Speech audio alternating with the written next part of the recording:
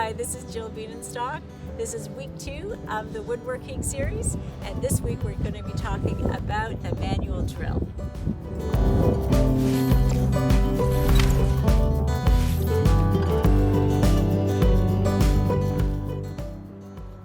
Hi, this week of getting to know your tools, we're going to be talking about the drill and how to use it. The first thing that you have to teach your child is how to hold the drill up at the top, and then the other hand goes on the handle. You want to share that this is the sharp bit of your tool. This is what cuts wood, and so that is something that they don't want to be able to touch, especially when it's moving. So when you're holding your drill, you hold it like this or like this, but you never touch the drill bits. What I like about these drills, these are Fisker's drills, you can get them on Amazon, that all the gears are covered.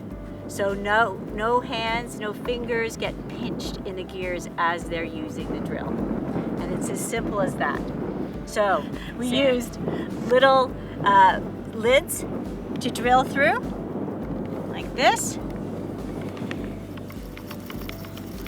Some plastic's harder. You can see I got right through there.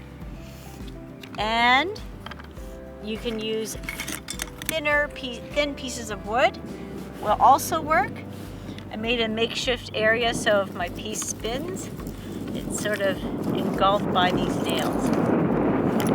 We want kids to get used to all different types of tools, because then when they make something, they are competent and capable with doing that. We want them to succeed. If we introduce something too structured at the beginning, it becomes our project and not theirs.